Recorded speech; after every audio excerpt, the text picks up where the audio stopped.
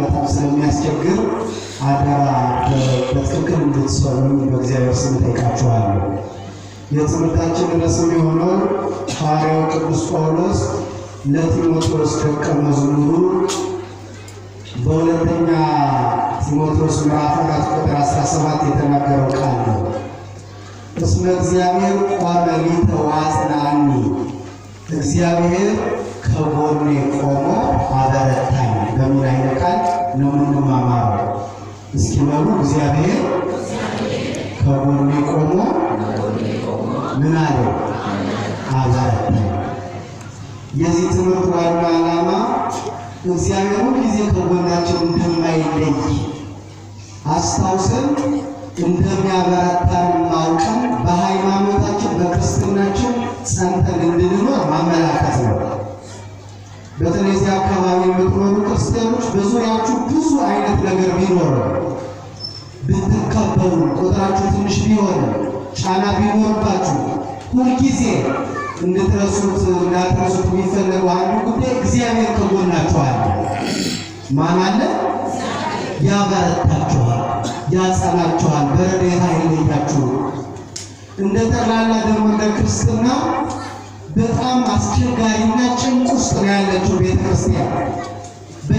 የእያንዳንዳችሁ ልብ ውስጥ ያለውን ሀሳብ ብናየው አብዛኛው ሰው ተስፋ በመቁረጥ ነገ ምን ይመጣል እያለ በመጨነቅ እረፍት የሚባል ነገር በህሊናችሁ ውስጥ ከጠፋ ቆይቷል። ስለዚህ አሁን ያለንበት ጊዜ እንዲህ ቢሆንም ሁሉም ኦርቶዶክሳዊ ግን አንድ ነገር ማሰብ አለበት። እግዚአብሔር ከጎኑ ቆሞ ሁልጊዜ እንደሚያበረታው፣ እንደማይለየው፣ እንደሚያጸናው፣ በረድኤት እንደማይለየው ማመንና በዚያ ተጽናንቶ ተስፋ ሳይቆርጥ ከቤተክርስቲያን ሳይለይ ስራ እየሰራ መኖር አለበት። ይህን ማሳሰብ ነው የትምህርቱ ዓላማ። ቃሉን የተናገረው ቅዱስ ጳውሎስ ነው። እሱ የነበረበትን ዘመን ቤተክርስቲያን ሊቀበለው የነበረውን መከራ አስታውሶ ነው የመከረ። እነርሱም እንደዚህ አይነት ሁኔታ ውስጥ ነበሩ። በተለይ ክርስቲያኖች ይህችን ሁለተኛይቱን የጢሞቴዎስ መልእክት ቅዱስ ጳውሎስ ለጢሞቴዎስ ተጽፎለት በጢሞቴዎስ ዘመን የነበረችው ቤተክርስቲያን አሁን የኛ ቤተክርስቲያን እንዳለችበት ነው። ተመሳሳይ መከራ ነበር። ስለ መከራ አላብራራላችሁም። ዛሬ እኛ ያለንበት ሁኔታ በጥንት ክርስቲያኖች ዘንድ ነበረ። ጢሞቴዎስ ኤጲስቆጶስ ሆኖ በሚመራት ውስጥ ማለት ነው። እና በዚህ ጊዜ በጣም የሚገርመው ጢሞቴዎስ በጣም ከባድ ጭንቅ ውስጥ ገባ። ቤተክርስቲያን በጠላት ተከበበች። በተለይ ከአሕዛብና ከመናፍቃን የሚመጣ ጦር ነበረ። የክህደት ጦር በምዕመናን ላይ የሚወረወር ማለት ነው። ይህ ቤተክርስቲያንን ሰቅዞ ያዛት። ደግሞ ባለ ጊዜ ነበሩ። የሚገርማችሁ መናፍቃኑና አሕዛቡ ባለ ጊዜ ነበሩ። ጊዜው የነሱ እንደሚባለው በእኛ ሀገር አነጋገር የጊዜ እንጂ የሰው ምን የለውም ነው የሚባለው። እየሰማችሁ ነው? የሰው ጀግና የለውም የጊዜ ነው ይባላል። ወይም ደግሞ በሌላ አነጋገር ጊዜ የሰጠው ቅል ምን ይሰብራል? ድንጋይ ይሰብራል ይባላል። እና ጊዜ ስለሚለዋወጥ የሆነ አካል የሆነን መከታ አድርጎ በጣም ሞገስ፣ ክብር፣ በብዛት አምልኮተ እግዚአብሔር የሚፈጽሙትን ክርስቲያኖች ያስጨንቋቸዋል። ይሄ በየዘመናቱ ያለ ነው። ስለዚህ ያ ዘመን በጣም አስቸጋሪ ዘመን ነው። በተለይ ክርስቲያኖች ይህ መልእክት በእሱና በምዕመናን ላይ አሕዛብ መከራ አመጡባቸው። በክርስቲያኖች ላይ ከባድ መከራ መጣ። የቤተ ክርስቲያኒቱ መሪ ቅዱስ ጢሞቴዎስ ይባላል። ማን ይባላል? መልሱ። ማን ይባላል? እሱ እየመራት ምዕመናኑ ታወቁ፣ ተጨነቁ፣ መከራ በዛ። እንዳሁኑ ዘመን ማለት ነው። በአራቱም አቅጣጫ ክርስቲያኖች መከራ መቀበል ጀመሩ። በተለይ አሕዛብና መናፍቃን በዓላማ አጥንተው 4 አይነት መከራዎችን በክርስቲያኖች ላይ አመጡባቸው። ስንት አይነት መከራ እንዳትረሱ ይሄንን። ለምን በእኛ ሲደርስ እኛም በዚያ ፈተና ውስጥና ተስፋ እንዳንቆርጥ እንድንማርበት ነው። ይሄ 4 አይነት መከራ። አንደኛው በጣም የሚገርማችሁ ክርስቲያኖች በሀብት ከፍ ከፍ ካሉ፣ ስሙኝ በደንብ፣ ነግደው ካተረፉ፣ ሀብት ካላቸው አስራት በኩራት ያወጣሉ፣ ምጽዋት ይሰጣሉ። በዚህ ጊዜ ካህናት ደሞዝ ይኖራቸዋል፣ የቤተክርስቲያን አገልግሎት ያድጋል፣ ድሃውን ይመጸውቱታል፣ ይጠናከራሉ ብለው አንዱ ዘመቻው የምዕመናንን ገንዘብ መዝረፍ ማውደም። ልክ እኛ ሀገር ላይ እንደተደረገው ማለት ነው። በየቦታው ዝም ብሎ አይደለም ሰይጣን በክፉ ሰዎች አምሮ የክርስቲያኖች ቤት የሚያቃጥል ንብረታቸው የሚያወጥ። ድሃ ከሆኑ ተስፋ ይቆርጣሉ እኮ ነው። የሚበሉት ካጡ ሃይማኖት ይለውጣሉ። ስለሚለውጡ መጀመሪያ ሀብታቸውን እናውድመው ቤተ ክርስቲያን እንዳይሰሩ እንዳያነጹ መጀመሪያ እነሱ ድሃ እናርጋቸው ተብሎ ዘመቻ ይደረጋል በየዘመኑ። ስለዚህ ከዚህ አንጻር የመጀመሪያው ገንዘባቸውን ይዘርፉባቸዋል። በጣም በሚያሳዝን ሁኔታ ቤተ ክርስቲያን ያነጹ፣ ካህናትን የረዱ፣ ገዳማትና ጉባኤ ቤቶችን ያስፋፉ ትልልቅ ባለሀብቶች በቅርብ ዘመን ውስጥ በአንድ ጀንበር ጨርቅ አንጥፎ የሚለምኑ ሆነዋል። በጢሞቴዎስ ዘመን የነበረችው ቤተክርስቲያን ይህ ነው የገጠማት። ሀብታሞች የነበሩ ክርስቲያኖች ድንገት በወንበዴዎች ንብረታቸው ሀብታቸው ዘርፎ ወድሞ ቤታቸው ተቃጥሎ ድሃ ሆኖ አንደኛው ይሄ ነው እንድናስተውል ክርስቲያኖች። ሁለተኛ ገንዘባቸውን ዘርፈውባቸው ሀብታቸውን አውድመውባቸው ተስፋ ካልቆረጡና አሁን ቤተክርስቲያን ውስጥ የማይጠፉ ከሆነ ይገሏቸዋል። ሞት ሁለተኛው ክርስቲያኖችን የሚያጠቁበት መንገድ ሁለተኛው ሞት ነው። አንደኛው ንብረት ማውደም ነው። የሰማችሁኝ ነው። አንደኛው ምንድን ነው? ንብረታቸው መዝረፍ፣ ማውደም፣ ድሃ ማለት። በዚሁ አጋጣሚ የምነግራችሁ ክርስቲያኖች መስራት አለብን። ጠንክረን ባለ ሀብት መሆን አለብን። ቤተ ክርስቲያን ሀብታም እንዳትሆኑ አስተምራ አታውቅም። ብቻ ሀብት የምታመጡበት መንገድ በኃጢአት በክደትና ሰው በመበደል በሰይጣን መንገድ አይሆን። ከዚያ ውጭ ግን ሰርታችሁ ሀብት አግኙ። ድሃ ሰው መብት የለውም። ፍርድ ቤት ብትሄዱ ዳኛው የሀብት መጠናችንን ሊያይ ይችላል፣ በምናየው ማለት ነው። እውነት እንኳን ቢኖረን ሰው በኢኮኖሚ አቅሙ ምክንያት የሚናቅበት ሁኔታ ነው ያለው። ስለዚህ ድህነት ብቻውን አያጸድቅም፣ ሀብትን ብቻውን አያስኮንንም። ልብ ብላችሁ ስሙ። ህሊናችሁ ወደዚህ ሰብሰብ አድርጉት። ምንድን ነው ያልኩት አሁን? ድህነት በራሱ አያጸድቅም ብቻውን ማለት ነው። ባለጠግነትን በራሱ አያስኮንንም። ሀብታም የእግዚአብሔር መንግሥት ከሚወርስ ግመል በመርፌ ቀዳዳ ብታልፍ ይቀላል የተባለው ሀብታም አይጸድቅም ለማለት አይደለም። ግመል በመርፌ ቀዳዳ ለማለት አስቸጋሪ ነው አይደል? ሀብታም የሚበለው የሚጠጣው ስላለው በምቾት ልኑር ብል ስለሚችል ክርስትናና ምቾት ደግሞ አብረው ስለማይሄዱ የሚበለው እያለው መጾም ጭንቅ ነው። የምንበለው ሳይኖረን ከምንጾምና የምንበለው እያለን ብንጾም የትኛው በጣም የሚከብደው? እያለን ብንጾም ግን ጭንቅ ነው ማለት ነው። ያለን ሀብታችን በዝቶ ግን የእግዚአብሔር ፍቅር ይበልጥብኛል ብለን በዚያ ብንጸና ይሄ በጣም ይከብዳል። ስለዚህ ከዚህ የተነሳ ጭንቅ መሆኑን መግለጥ ነው እንጂ ባለጠጎች ሆነው ይጸደቋሉ። ለምሳሌ አብርሃም ባለጸጋ ነበረ። ጻድቁ ኢዮብ ባለጸጋ ነበረ። እነዚህ ሁሉ በሀብታቸው ስራ ሰርተው ከብረውበታል። ደግሞ የሚገርማችሁ ድሃ ሀብታም ሆነው ደግሞ የተኮነኑ አሉ። ለምሳሌ በሉቃስ ወንጌል ምዕራፍ 16 ላይ ነው የሚባል ሀብታም አለ። ከደጁ ድሃ ወድቆ በቁስል ነዶ የሚኖር አንድ ቀን ምግብ ሳይሰጠው ሞተ። ስለዚህ ሀብት እንዲህ ከሆነ ያስጎዳል። ሰው ካልረዳንበት፣ ቤተክርስቲያን ካላሳነፍንበት፣ የተራበ ካላበላንበት ያስጎዳል። እንደ አብርሃም እንግዳ ከተቀበልንበት ደግሞ ምን ይላል? ያጸድቃል። ድህነት በድህነታቸው የጸደቁ በድህነታቸው አገልግለውት እግዚአብሔር ለምሳሌ ሐዋርያት ያላቸው ሁሉ ትተው ስለሱ ድሃ ሆነው ዓለምን ጥለው መንነው ገዳማውያን በድህነታቸው እግዚአብሔርን አምልከው የሚጸድቁ አሉ። ደግሞ አንዳንዶቹ ድሃ ነን ብለው ድህነታቸው ሃይማኖት እንዲለውጡ ስርዓት እንዲያጠፉ፣ አንዳንዶቹ ደግሞ ታቦትም እንዲሸጡ። ለምሳሌ ይሁዳ ድሃ ነው፣ ግን ጌታውን በ30 ብር ሸጠ። ተመልከቱ፣ ሰው አጣው ብሎ የማይገባ ስራ ሰርቶ ወደ መክበር መምጣት የለበትም። ድህነት እንዲጎዳ በይሁዳ እንዲጠቅም በሐዋርያት ታውቋል። ሀብት እንዲጠቅም በአብርሃም በኢዮብ እንዲጎዳ በነዌ ታውቋል ይላል ዮሐንስ አፈወርቅ።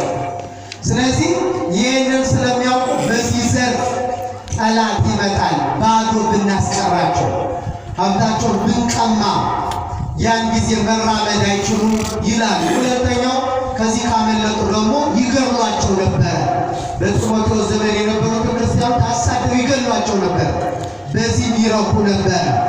ሶስተኛው ያስሯቸዋል። እስር ቤት አስገብተው ፍርባቸው ግን ከእስር ቤት እንዳይወጡ ይደረግ ነበር። ይህ የምነግራችሁ በዘመነ ጢሞቴዎስ የነበረችው ቤተክርስቲያን የገጠማት ፈተና ነው። አሁንም ባለዎቹ ቤተክርስቲያን ውስጥ በስፋት ይታያል። ይሄ የሚታሰሩ አሉ፣ በክርስትናቸው ምክንያት የሚገደሉ አሉ። ያለውን አዋጅ ታያላችሁ በየጊዜው። ንብረታቸው የሚወድፈው ብዙ ነው። የመጨረሻውና አራተኛው ይህንን ማድረገው አረኩ ሲሉ ሀገር ጥለው እንዲሰደዱ ያደረጓቸው ነበር ክርስቲያኖች። አሁን ስንት ቆጠሩ? 4። ሀብታቸውን መዝረፍ፣ መግደል፣ ከዚያ ማሰርና ሀገር ጥለው እንዲሰደዱ ማድረግ። ለምንድን ነው እንደዚህ የሚሆነው? ለምሳሌ እዚህ አካባቢ ያሉ ክርስቲያኖች ሀገሩን ጥለው ከተሰደዱ ቤተክርስቲያኒቱ ምን ትሆናለች? ብቻዋን ትቀራለች። ቤተክርስቲያን ያለ ሰው ማስቀረት ነው አንዱ ዓላማ። በእንደዚህ አይነት መከራ ውስጥ ወደቀች ቤተክርስቲያኒቱ። ስትወድቅ ጢሞቴዎስ ከዚህ በተጨማሪ ደግሞ 2 አይነት ፈተና ገጠመው። በውጭ ባለ ጊዜ ሆኖ መናፍቃንና አሕዛብ ቤተክርስቲያኒቱን መከራ ያሳዩት ጀመሩ። የውጭ ፈተና የሚባለው ስልጣኑን፣ ኢኮኖሚውን፣ ማህበራዊ ጉዳዩን ተቆጣጥረው ቤተክርስቲያንን ረፍት ነሷት። በውጭ ማለት ነው። በውስጥ ደግሞ ምዕመናን ቢያደርጋቸው ቢሰራቸው አይሰሙም፣ ደነዘዙ ይላል። ጆሯቸው ደነቆረ፣ ልባቸው ፈዘዘ። የእኛ ዘመን ቤተክርስቲያን እንደዚህ አይነት ፈተና የገጠማት አይመስላችሁም? ክርስቲያኖች በውጭ ያለብን ፈተና ቁጥር ስፍር የለውም። እንደምታዩት ነው። እውነት መናገር እንደ ወንጀል ነው የሚቆጠረው። እውነት ከተናገራችሁ እኛ ስንናገረው ያሳስራል፣ ሌላው ከተናገረው ግን መብቱ ነው። ክርስቲያኖችን መግደል መብት ነው። ለምን ትገሉኛላችሁ ብሎ መናገር ግን ወንጀል ነው፣ ያሳስራል። እንደዚህ አይነት ፈተና ውስጥ ሆነን ደግሞ የሚያሳዝነው ውስጡ ያለ ክርስቲያን ደግሞ ህብረት የለውም። ዘለዓለም አንድ ጥያቄ ነው የሚጠየቀው። በጣም ነው የሚገርመኝ። ለዘመናት ፕሮቴስታንቶቹ ክርስቶስን አትሰብኩም እያሉ ሲናገሩ ይህንን መልስ ሰጠን በጊዜ ወደ ሌላው ወደ አልሰማነው ትምህርት እንደሚሄድ ዘለዓለም የነሱ ጥያቄ ተቀባይ ሆነ። አንማር፣ አንረዳ፣ እያነበብን የሃይማኖታችን እውቀት አናሳድግ፣ ክርስቲያናዊ ህብረት የለን፣ አንስማማ፣ አንከባበር፣ ውስጡ ላይ ድንዝዝ ያለ እልቂት እየተፈጠረ በየሀገሩ ሰላም የለም፣ መከራ ነው። እሱ በልቶ ከጠገበ ግን ሀገሪቱ ሰላም ናት ብሎ የሚያስብ ድንዝዝ ያለ ትውልድ ተፈጠረ። የገጠመን ፈተና ይሄ ነው። የውጩን እንቋቋመው ነበረ፣ ውስጡ ሰላም ቢሆን ነው። በውስጥ መዋቅሩ የተኛ ቤተክርስቲያን ለመጠበቅ ቁርጠኝነት የለውም። ክርስቲያኖቹ ግዴታቸውን አያውቁ። እስቲ ተምሮ ለቁርባን ለመብቃት ያልወሰነ መዓት ሰው አለ ቤተክርስቲያን። መቼ ነው የምንቆርበው? መቼ ነው ምሳሌ ዓለም ሲጠፋ የምንቆርበው? ስንሞት ነው የምንቆርበው? ሁሌ እናስቀድሳለን። ለቁርባን የሚበቃ ሰው የለም። እኛን የማይል ሁልጊዜ እንማራለን እንጠፋለን። የቤተክርስቲያን ስንመጣ እንደ ክርስቲያን ነው። ለወቅሳችሁ ፈልጌ አይደል። ያለንበት ሁኔታ ግን እጅግ አሳሳቢ ነው። ክርስቲያኖች በጣም አሳሳቢ ነው። በምን ያህል ፍጥነት ሰዎቹ የሄዱ እንደሆነ ትረዳላችሁ። በተለይ ማህበራዊ ሚዲያ ከመጣ በኋላ ታያላችሁ ፍጥነቱ፣ ሩጫው፣ ቤተክርስቲያን ለመቀራመጥ ያለው ጦርነት። የእኛም ቅርፍ ደግሞ ቁጥር ስፍር የለው እና መቼ ነው የምንነቃው?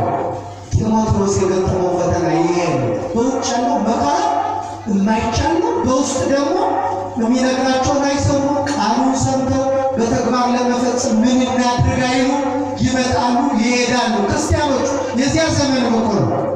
ይመጣሉ ይሄዳሉ፣ ይመላለሳሉ። 30 ዓመት 20 ዓመት 10 ዓመት ኖሮ ሃይማኖታቸውን አያውቁ። ምንድነው ሃይማኖት? የእናትና የአባት እስካሁን እንዴት ይሆናል? እስኪ አስተውሉ ክርስቲያኖች። እንደዚህ አይነት ፈተና ሲገጥመው እንዲህ አለ። አይ እንግዲህ ይሆናል ብዬ ነበረ። ጌታ በወንጌል እንዲህ ብሎ አስተምሯል። እስመ ውስተ ቤተ አቡየ ብዙ ማኅደር ወምዕራፍ ሞቱ፣ በአባቴ ቤት ብዙ ማደሪያ አለ ብሎ ጌታ አስተምሯል። ብዙ ማደሪያ ማለት በብዙ አይነት አገልግሎት የሚወረስ ሀብት አለ፣ ጸጋ አለ። ስለዚህ በማስተማርና ኤጲስቆጶስ ሆኜ በመምራት ብቻ አይደለም ያንን ቦታ ማገኘው። የማይሰሙኝ ከሆነ ተግባብተን ሰርተን ክርስትናችን ማናሳድግ ቤተክርስቲያንን ማንጠብቅ ከሆነ ለምን ገዳም ገብቼ ማልጸልይ ዳዊቴን እየደገምኩ ራሴን ማላድግ ብሎ አሰበ ይላል ጢሞቴዎስ። ብዙዎቹ አባቶቻችን ተስፋ ቆርጠዋል። በእኛ በምንኖረው ላይ በፍጹም ሌላ ነው። በቃ አንተ ወሰታውሩ ግድመ ዋነኛ ሀውር ግድመ ወይ አንዱ ወደዚህ ነው የሚሄደው፣ አንዱ ወደዚህ ነው የሚሄደው። መናበብ የለም። ብዙዎቹ ደጋጎቹ አባቶቻችን በፍጹም ሀገሩን ቤተክርስቲያኑን ጠብቆ ሊኖር የሚችል ተስፋ ቆርጦብን እንዴት ይሆናል? ገዳም ይሄዳል፣ ጸሎት አድርጎ ሰላም ለኪ ደግሞ ይመጣል ሲባል ፎቶ ሲነሳው ነው የሚመጣ ያበደ። ገዳም ሊሳለም ስንት ቅዱሳን የረገጡትን ምትሄደው በረከት ሸምቶ እንደመጣ ለቲክቶክ የሚሆን ቪዲዮ ለሳያለ ሲንከራተት የሚሆን ባዛና የሚባዝን ትውልድ ተስፋ ቆርጦብናል በጣም። ከከተማ ልንሳለም ስንሄድ አይ እነሱ ከመጡ በረሃ ውስጥ ይገባሉ ስንሄድ የእነሱን ጸጋ ሀብተ መንፈስ ቅዱስን ረብሸው ገዳም ውስጥ ቤተክርስቲያን ውስጥ ያለው ወሬ ሁካታ አባቶቻችን ተስፋ ቆረጡብን። ክርስቲያኖች ለበረከት አይወዱትም። ስርዓቱ እንዲከበር ሲነገራቸው የለም። ሰምታችኋል። አሁን በዚህ ሰው የአዲስ አበባ ሀገረ ስብከት ቢጨንቀው ስልክ ይዛችሁ ቤተክርስቲያን መቅደስ አገልግሎት እንዳትገቡ የሚል አዋጅ አውጆ ሰምታችኋል አይደል? አልሰማችሁ? አያችሁ? ሞባይሉን እንኳን ተቆጣጥሮ ማስቀደስ የማይችል እኮ ነው የተፈጠረው። በእኛ ተስፋ ያልተቆረጠ በማን ተስፋ ይቆረጣል? ቅዳሴ እየቀደሰ አሃዱ እያለ ሰልፍ ቪዲዮ የሚቀርጽ። በነገራችን ላይ የቀደሙት አባቶቻችን በጣም ይገርም። አቤት ልዩነታችን! እየቀደሰ ወጎሮ ዘሙሲስ የሚባል አባት እንደዚህ በተደሙ እየቀደሰ እያለ በህብስቱና በጻይሩ ላይ ኪሩብ የሚባል መልአክ ረቦ ያየዋል። መልአኩን አይቶት ቅዳሴውን አቋርጦ በተደሞ በመልአኩ ግርማ እየተደነቀ ዝም አለ እና የሚያስቀድሱት ክርስቲያኖች ምነው አባታችን ተኛ እንዴ ብለው ሄደው የመቅደሱን በር መታ አድርገው አባታችን ንቃ እንጂ አይዞህ አሉት። አይገርማችሁም? እንዲህ አላቸው፣ ተኝቼ እንዳይመስላችሁ ፊት ለፊት የእግዚአብሔር መልአክ እየታየ ማለት የእግዚአብሔር መልአክ እያዩ የቀደሱ አባቶች በነበሩባት ቤተክርስቲያን አሃዱና እግዚኦ ሲል ሰልፊ ቪዲዮ ቀርጾ ለቲክቶክ የሚያዘጋጅ አገልጋይ ተፈጠረባት። አይገርማችሁ? መቼ ነው የምንፈራው? መቼ ነው የምናከብረው? መቼ ነው ልባችን የሚሰበሰብ? ሞባይል ከመጣ በኋላ እኛ ራሱ በዚህ ይጮሃል። አንዱ ሞባይል ቅዳሴ ላይ፣ አንዳንዱ ፌስቡክ ውስጥ ራሱ ይገባል፣ ቲክቶክ ያያል። በዚያ ሰዓት ከሞባይላችን እንኳን ያላስበለጥነው ቅዳሴ እንዴት ያለ በረከት ያመጣልን! እስኪ አስተውሉ እና በየገዳማቱ በየበዓታቱ ያሉት አይሰማም ጭራሽ። ያው ሰው አይሰማም ብለው እንደ ጢሞቴዎስ ተስፋ ቆርጠውብናል። እግዚአብሔር በቸርነቱ ልባችን ይመልስልን። አሁን ተመልከቱ፣ ጢሞቴዎስ አልሰሙኝም፣ መከራቸው በዝቷል። በውስጥ ያሉት ሰዎች ጋር ደግሞ እየተግባባን አይደለም። ቢያንስ ጆሯቸውን ከፍተው ቃሉን መስማት ነበረባቸው። ምን እናድርግ አባታቸው፣ ምን እናግዝ ነበረባቸው፣ ትተውታል። ስለዚህ ምን አለ?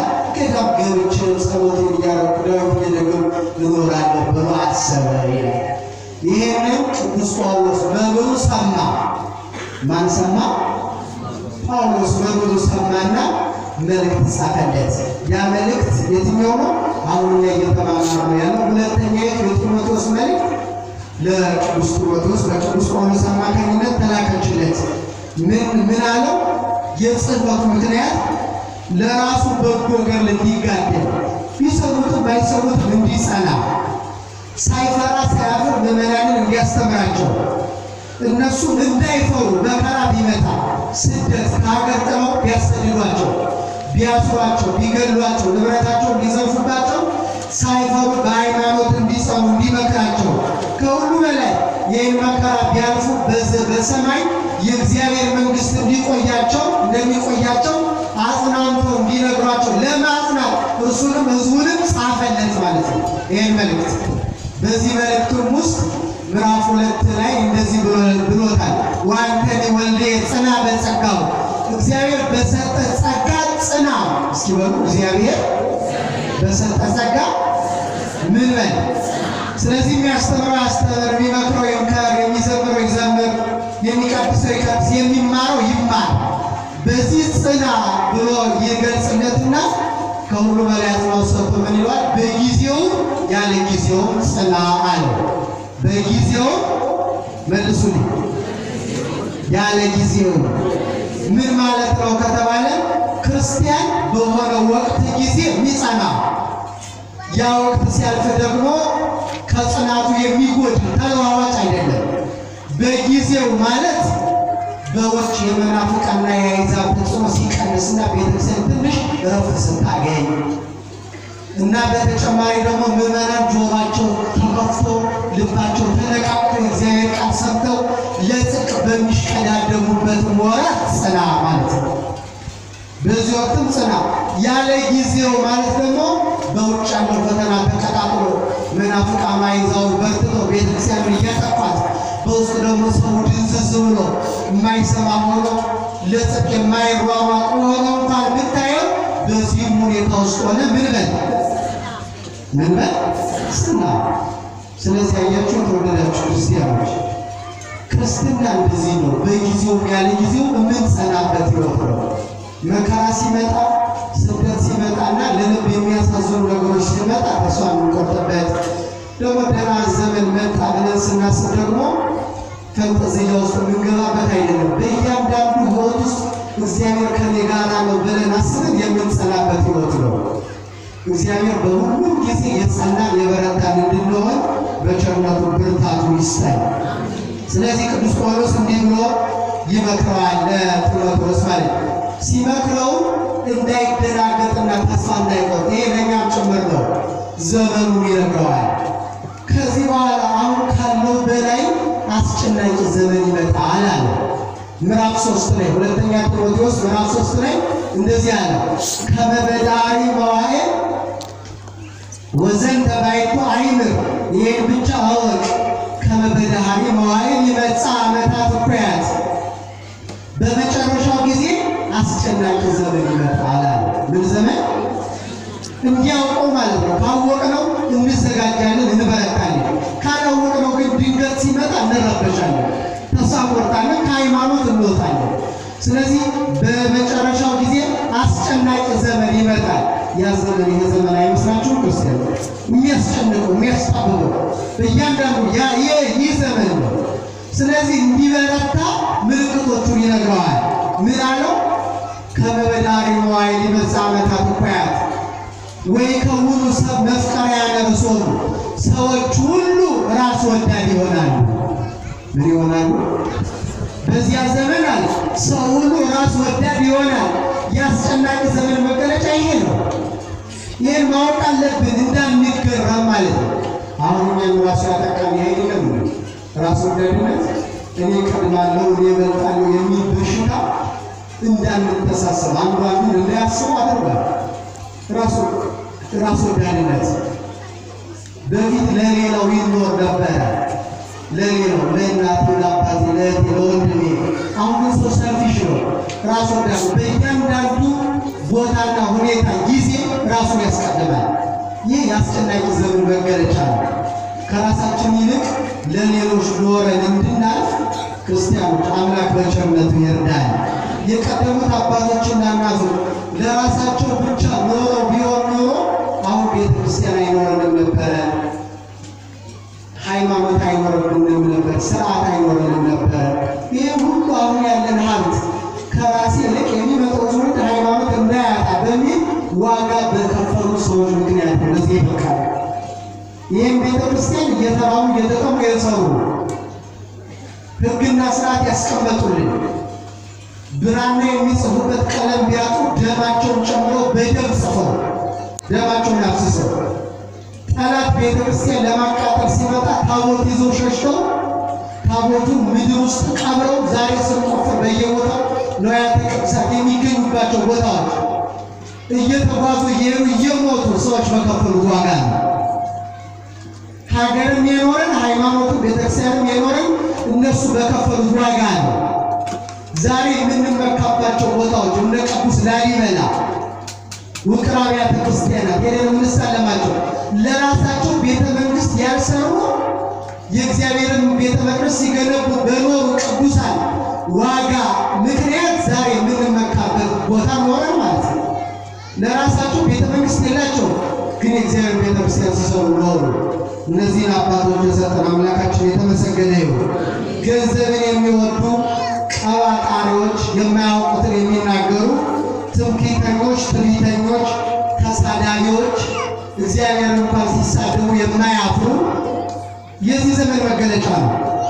ለወላጆቻቸው የማይታዘዙ፣ ምስጋና የሌላቸው፣ ከእግዚአብሔርም ዘንድ ምስጋና የማይቆያቸው፣ ከጽድቅ የወጡ፣ ፍቅር የሌላቸው፣ እርቅን የማይሰሙ፣ ሐሜተኞች፣ ራሳቸውን የማይገዙ፣ ጨካኞች፣ መልካም የሆነውን ሁሉ የሚጠሉ። አይገርማችሁ? መልካም የሆነውን ሁሉ ምን የሚሉ የሚጠሉ።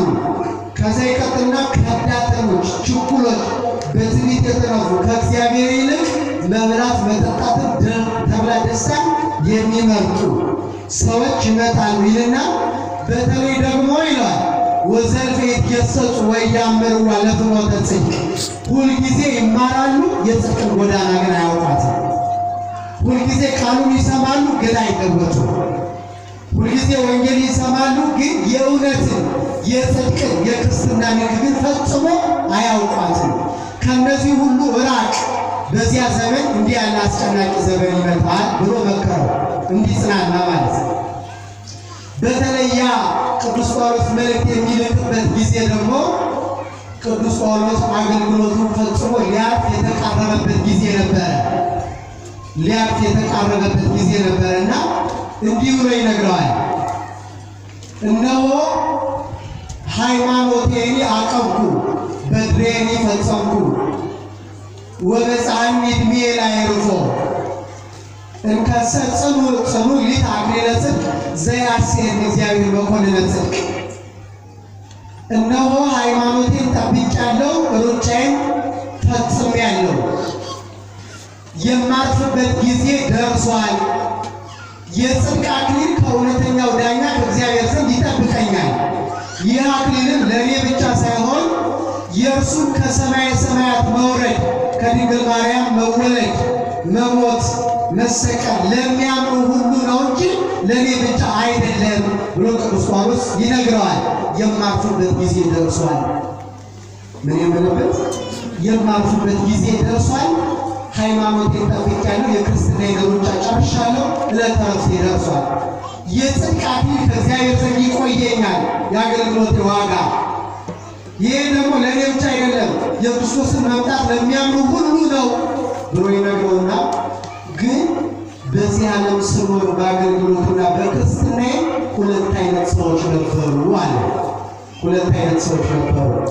አንደኛው የረዱኝ ያገለገሉኝ ከጎኔ የነበሩ ከቤተክርስቲያን ጎን የቆሙ ክርስትና የገባቸው ቅን ሰዎች ነበሩ አለ። ስለነዚህ እናንሳ እኛ እነዚህ እንድንመስል ማለት ነው። አሁን አንዳንድ ጊዜ ቤተክርስቲያን ቀን የማይወጣላት ደህና ቀን የማይመጣ እየመሰላቸው እየሸሹ ከሆነ የሚጠጓሉ። አሁን ንጉሥ የወደደው ዘመን የወለደው ብዙ ሰው ቢናገረው መስለን እንኖር ብለው ወደ ዘመኑ አስተሳሰብ የተጠጓሉ። ቅዱስ ጳውሎስ በነበረበት ዘመን ቤተክርስቲያን መዳከሟን አይተው የአሕዛብን መሰልጠን አይተው የሕዝቡን አለመነቃቃት አይተው አይ ዋጋ የላትም ብለው በቤተክርስቲያን ተስፋ ቆርጠው ከጳውሎስ የራቁ ነበሩ እና ርቀው ብዙ መከራ ያደረሱበት ነበሩ። የራቀውን አንዱን እንዲህ ብሎ ይገልጸዋል። ዴማስ ሀደገኒ ወአፍቀሮ ለዝንቱ ዓለም ዘይዜ ሞረ ተሰሎንቄ። ዴማስ ይህን ዓለም ወዶ ሆዴ ይሙላ ደረቴ ይቅላ ብሎ ትቶኝ ተሰሎንቄ ሄዷል ይላል። ይህ ቤተክርስቲያን መዳከም አይቶ ከቤተክርስቲያን ከመራቅ እግዚአብሔር ይሰውረን። ያልፋል ጊዜው፣ ክርስቲያን ያልፋል አያልፍም። ይህ ጊዜ አልፍና ደግሞ እንደ ከዋክብት የምትደምቅበት ጊዜ ይመጣል። ትናንትና ሁል ጊዜ እግዚአብሔር የመከራ ጊዜ ያመጣል፣ ደግሞ የምናርፍበት ወራት ያመጣል። ዘመነ ዲዮቅልጥያኖስ 40 ዓመት የክርስቲያኖች ደም እንደ ጎርፍ ፈሰሰ። እርሱም ደግሞ አሳለፈና ዘመነ ቆስጠንጢኖስን ደግሞ አመጣው። ብዙ ደስታ ያለበት ማለት ነው። የዮዲት ጉዲትን ዘመን አሳልፎ ወርቃማ የቤተክርስቲያን ዘመን የሚባለው እነዚህ ካህኑ ንጉሥ ሆኖ ሀገር የሚመራበትን ዘመን አምጥቷል እግዚአብሔር። ስለዚህ ይለውጣል። ተስፋ መቁረጥ አይገባም። እየሰማችሁ ነው? ምን ማለት አይገባም? ያልፋል ማለት ነው። ሊረዝም ይችላል፣ ሊያጠር ይችላል። በሃይማኖት ጸንተን ክርስቲያን ሆነን መጠበቅ ነው እንጂ እግዚአብሔር ያሳልፈዋል። የማያልፍ መስሏቸው ጳውሎስንም ያህል ሐዋርያ ትቶ ተሰሎንቄ ገባ። ዴማስ ደቀ መዝሙር እኮ ነው። የሰውን መንጫጫት አይታችሁ እንዳትፈሩ።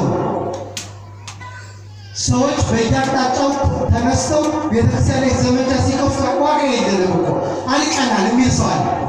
መፍራት አይገባም። ለምን? የትምህርታችን ርዕስ ምን ነበር? እግዚአብሔር ከጎኔ ቆሞ ምን አለኝ? አልያዛችሁም አይደል?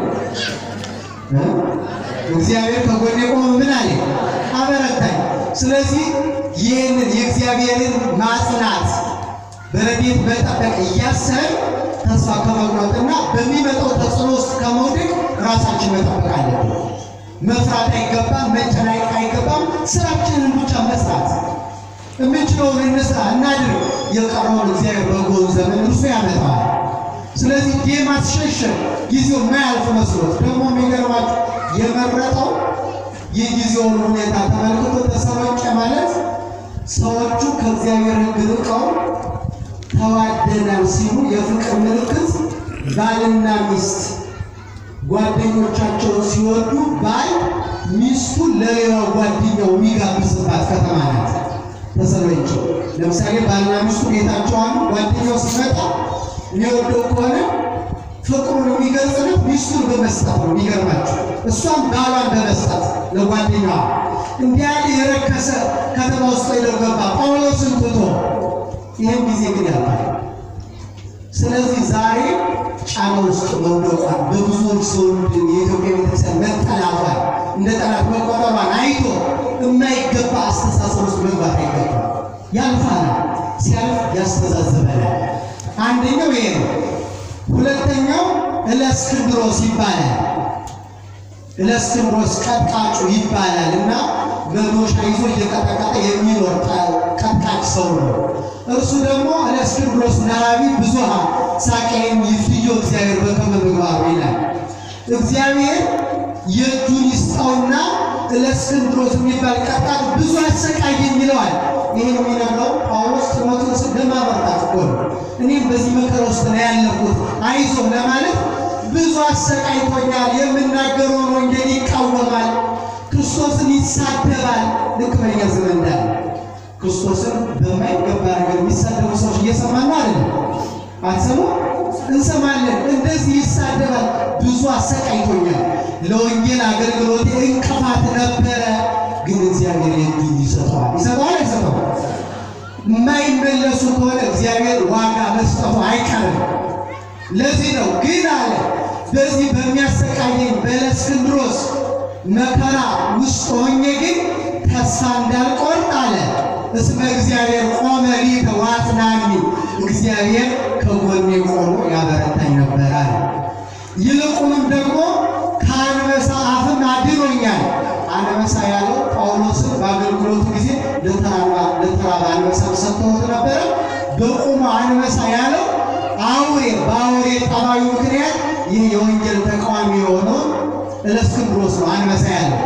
አሕዛብ ያምኑ ዘንድ የስብከቴ አገልግሎት በአሕዛብ ዘንድ ይሰማ ዘንድ ከዚህ እንዳንበሳ አውሬ ከሆነው ከእለእስክንድሮስ እጅ እግዚአብሔር ከጎኔ ቆሞ ረድቶኛል፣ አጽንቶኛል፣ አበርትቶኛል ይለዋል።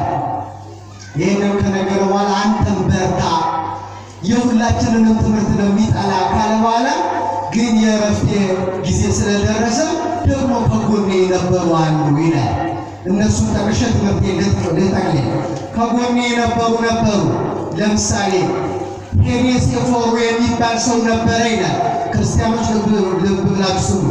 ከነ ቤተሰቡ ይላል እግዚአብሔር የሀቦ ሳይለ እግዚአብሔር ለቤተ ሄኔሴፎሩ እግዚአብሔር ለሄኔሴፎሩ ወገን ለቤተሰቡ ለዘመዶቹ ሁሉ እግዚአብሔር ይቅርታን፣ ምሕረትን፣ ረፍትን ይስጠው ብሎ መረቀው ጳውሎስ። ምንም ይስጠው? እስኪ በሉ ምሕረትን ይስጠው፣ ይቅርታን ይስጠው። ለማን? ለሄኔሴፎሩ ቤተሰብ በጠቅላላ። እነዛኞቹ ያሰቃዩኝ ናቸው፣ ይሱ ግን ከነ ቤተሰቡ ይላል የሀቦ ሳይል እግዚአብሔር ለቤተ ሄኔሴፎሩ ይልና ምክንያቱም ሲጠቅስ ምን ይላል? ወኢኀፈረ በመዋቅቴ በእስራቴ አላፈረብኝምና። አይገርማችሁ? ክርስቲያን አሁን አንድ በጣም የምትወዱት ሰው ተሹሞ ወይም ደግሞ ዘመዳችሁን አባታችሁ ተሹሞ ተሸልሞ ተከብሮ ብታዩ ሰዎች ይጾማል ብለው ቢጠይቋችሁ ማን ነው የምትሉ? ይሄ አባቴ ነው አትሉ ትላላችሁ። ግን ያ ሰው አባታችሁ ታስሮ ወንጀል ሰርቶ ተብሎ በፖሊስ ተይዞ የፍትኝ ታስሮ ወደ እስር ቤት ሲወርድ ብታዩት ሰው ይሄ ማን ነው ይላችሁ አባቴ ነው ትላላችሁ? ደማምሸት ዶነ ያላችሁ ተኛችሁ መሰለኝ ትላላችሁ አትሉ? አይገርማችሁ? ክርስቲያን እውነተኛ ክርስቲያን የሚባለው በመከራ ጊዜ ከጎኑ ይቆማል። የማይለይ ሰው እውነተኛ የሚባለው ሰው ይሄ ሄኔሴፎሩን ቅዱስ ጳውሎስ የመረቀው በዚህ ምክንያት ጳውሎስ በሮም ታስሮ ሳለ ይላል በዚያ ዘመን ጳውሎስን ሄዶ እስር ቤት መጠየቅ ወንጀል ነበር። ዛሬም እንዲያው በሃይማኖት ምክንያት የታሰረውን ሰው ሄዳችሁ ብትጠይቁ ከእሱ ጋር ተባባሪ ያስብላል፣ ያስጠይቃል፣ ያሳስራል፣ ያስገድላል ጭምር። ግን እርሱ በጳውሎስ የደረሰ ይድረስብኝ ብሎ ሮም ድረስ ሄዶ ከታሰረበት ከነቤተሰቡ እየተመላለሰ እስረኛውን ጳውሎስን ጠየቀው። በጣም የሚገርመው እስረኞችን አንድ ቦታ ሰው ደግሞ ሌላ ቦታ ያሸፏቸዋል አይደል? ያሸፏቸዋል በብዙ ምክንያት እና ጳውሎስን ብዙ እስር ቤት አቃይረውታል። እና ያን ሄኔሴፎሩ ሄዶ ጳውሎስን ልጠይቅ ነበር እዚህ የለ ጳውሎስ አይ እዚያ ቦታ ሌላ ሩቅ ቦታ ወስደውታል ሲሉ በቃ እንግዲህ ምን አደርጋለሁ እዚህ መጥቻለሁ አላገኘሁትም እንደመጣሁ ይቆጠርልኝ ሳይል የታሰረበት ቦታ ፈልጎ ሄዶ ተመላልሶ ጠየቀው። ይህን ጳውሎስ ምን ብሎ መረቀው? እግዚአብሔር ከነቤተሰቡ ምሕረትንና ይቅርታን ይስጠው ብሎ መረቀው። የሚገርማችሁ የተመረቀው ምርቃቱ ደረሰው። እለእስክንድሮስ የሚባለው ቀጥቃጭ ግን ብዙ አሰቃይቶኛልና እግዚአብሔር የእጁን ይስጠው ብሎ ስለነበረ የሚቀጠቅጥበት መዶሻ ከላይ ተንጠልጥሎ እሱ ከታች ነበር የሚተኛ። መዶሻው ማንም ሳይነካው ወርዶ አናቱን ብሎ ገደለው ይላል። ስለዚህ ከቤተ ክርስቲያን ጎን በመከራ ጊዜ ተስፋ ሳይቆርጡ በርትቶ መቆየት ለምርቃት ለክብር ያበቃል። ቅዱስ ጳውሎስ መልእክቱን ሲያጠቃልል ታዲያ ለጢሞቴዎስ ምን አለው? እንደዚህ ከተናገረ በኋላ አንተ ግን አለ አስተፋጥን ትምጻእ ቅድመ ክረምት፣ አንተ ግን ክረምት ሳይገባ ቶሎ ና። እስኪ በሉ አንተ ግን ኧረ ተናገሩ። ክረምት ሳይገባ ቶሎ ና ምን ማለት ነው ከተባለ ክረምት የተባለ የመጀመሪያው ክረምት ውሃ ይሞላል፣ ሰውና ሰው አያገናኝም።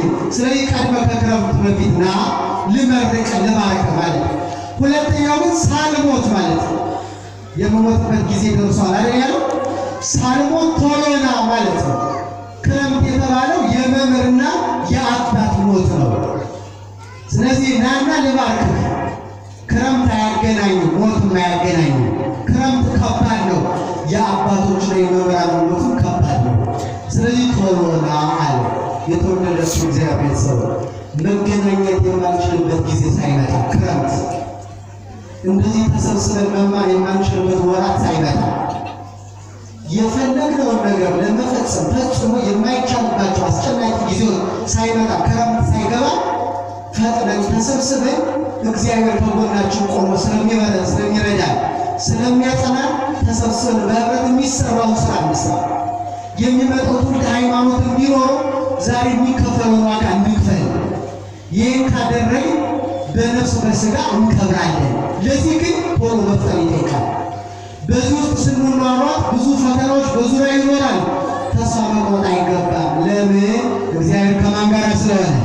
እግዚአብሔር ከጎኔ ቆሞ ያበረታኝ፣ ያጸናኝ፣ ይረዳኝ ነበረ እንዳለ ጳውሎስን የረዳ አምላክ ከእኛም ጎን ቆሞ መከራውን እንዲያስችለን ከመከራው አልፈን በጎ ዘመን አይተን እግዚአብሔርን ለማመስገን እንዲያበቃን የእግዚአብሔር ቸርነት፣ የእመቤታችን አማላጅነት፣ የቅዱሳን ጸሎት ይርዳን።